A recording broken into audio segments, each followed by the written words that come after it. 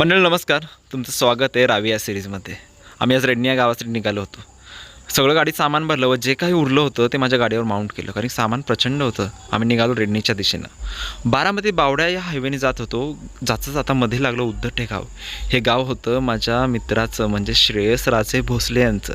ते आमच्या आतुरतेने सगळ्यांची वाट बघत होते, कारण की त्यांनी छोटासा कार्यक्रम ठेवला होता आमच्या सगळ्यांचा. खास त्यांनी आम्हाला सगळ्यांना जेवण्यासाठी आमंत्रित केलं होतं. त्यांचा आग्रह म्हणजे खूप वेगळी गोष्ट असते. मग त्यांनी घरी गेलो, त्यांच्या मी घरी गेलो, सगळ्यांची ओळख वगैरे करून दिली. छान असं जेवण केलं. जेवता जेवता मी गप्पा मारल्या, विचार केला की बाबा आपल्याला पुढं काय करायचं आहे, कसं नियोजन करायचे. त्यांची तालुक्यात ओळख असल्यामुळे त्यांनी सगळ्यांची ओळख करून दिली की बाबा मुलं येत आहेत, त्यांना हवी ती मदत करा, असा त्यांचा शब्द होता. बघता बघता क्षणी आम्ही गावी गेलो. गावाची छान अशी कमान लागली, जे आम्हाला आधीच गाव आवडलं होतं. गेलो मस्तपैकी गावात. हेच ते